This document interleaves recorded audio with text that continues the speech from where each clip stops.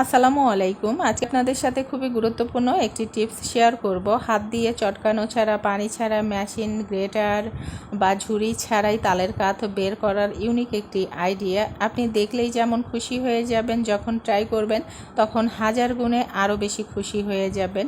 একটা তালের খোসা আমি ছাড়িয়ে নিয়েছি, আর এটা পলিব্যাগে ভরে ডিপ ফ্রিজে আমি 12 ঘন্টার জন্য রেখে দিয়েছিলাম। 12 ঘন্টা পরে আমি এটা নামিয়ে নিয়েছি। উপরে একটু সাদা বরফ জমে আছে, দেখে নিশ্চয়ই বুঝতে পারছেন। আর সাইডের এই আঁশগুলো এখন আমি ছুরি দিয়ে কেটে নিব। আর এটা বটি দিয়েও কিন্তু কাটা যাবে, আপনাদের যেভাবে সুবিধা কেটে নিতে পারবেন। আর ডিপ ফ্রিজে না রেখে এই তালের আঁশগুলো কিন্তু ছাড়ানো খুবই কঠিন, পিচ্ছিল হয়ে যায়, হাতে ব্যথা লাগে। বটি বা ছুরি দিয়েও কিন্তু কাটতে সমস্যা হয় পিচ্ছিলের জন্য। আর ডিপ ফ্রিজে এভাবে রেখে আঁশগুলো ছাড়িয়ে নেওয়া যায় খুব সহজেই, পিচ্ছিলভাবে হাত থেকে পড়ে যায় না বা কোনো অসুবিধা হয় না। এবার আমি সম্পূর্ণ আঁশগুলোই ছাড়িয়ে নিয়েছি। আর যে আটিটা দেখতে পাচ্ছেন, এটা কিন্তু অনেকটাই 95%-এর মতোই আমি আঁশ ছাড়িয়ে নিয়েছি। আর যে অল্প কিছু আছে এটা আমি পরে ছাড়িয়ে নিব, কারণ আটির ভিতরের অংশ এখনও অনেক শক্ত। এবারে এই ব্যাগটা ধরে শক্ত কোনো জিনিসের উপরে এভাবে প্রেস করতে পারেন, মানে একটু বাড়ি মারতে পারেন আর কি।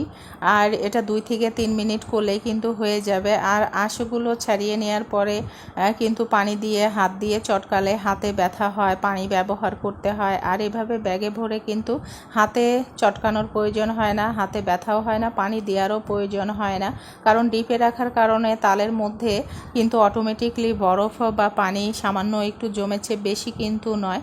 এবার আমি একটা নেট নিয়েছি। এই ধরনের নেটগুলো দোকানে কিনতে পাওয়া যায়, এগুলো ধারালো, এগুলো একটু প্রসেস করে নিতে হয়। এটার উপরেও কিন্তু এই তালের আঁশ এক মুঠো করে নিয়ে কাঠটা বের করা যায় খুবই সহজেই।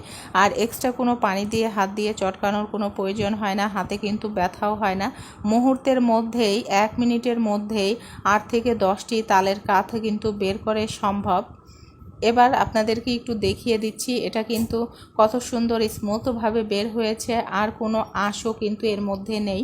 আপনাদের কাছে যদি এই নেট না থাকে তাহলে এই ধরনের চালনি ব্যবহার করতে পারেন। এই চালনিগুলো একটু ধারালো থাকে, এটা কিন্তু সবার ঘরেই কম বেশি থাকে। আর তালের আঁশগুলো এই চালনিতে নিয়ে খুব সহজেই কাঠ বের করা যায়। আর তালের আটি দিয়ে কাঠ বের করতে কিন্তু অনেক কষ্ট, আটিটা অনেক বড় থাকে, হাতে ধরতে হয়, হাত ব্যথা হয়ে যায়, ঘষতে হয়। আর আঁশটা এভাবে যদি ডিপ ফ্রিজে রেখে ছাড়িয়ে নিয়ে কাঠটা বের করা যায়, হাতে ব্যথা হয় না, ধরতেও সমস্যা হয় না, যে কোনো ওয়েতেই কিন্তু এই কাঠটা বের করে নেওয়া যায়। এরপর আপনি সুতি কোনো কাপড় দিয়ে এই কাঠটা একটু ছেঁকে নিতে পারেন, বা আপনি সুতি কোনো কাপড়ে এটা কিছু সময় ঝুলিয়ে রাখতে পারেন। এতে করে এটাতে সামান্য যদি পানি থাকে এটা ফোঁটা ফোঁটা করে বেরিয়ে যাবে এবং তালটা কিন্তু তিতামুক্ত হয়ে যাবে।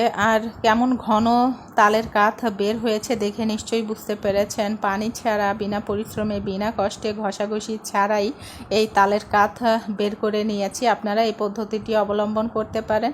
আর তালের কাঠ বছর জুড়ে সংরক্ষণ করতে চাইলে চুলাতে 4-5 মিনিট জাল করে বক্সে ভরে ডিপ ফ্রিজে রেখে দেবেন। আর যদি 4-5 দিন 7 দিন রাখতে চান, কাঁচা তাল এইভাবে বক্সে ভরে ডিপ ফ্রিজে রেখে দিতে পারেন। টাটকা থাকবে, ভালো থাকবে, নষ্ট হবে না।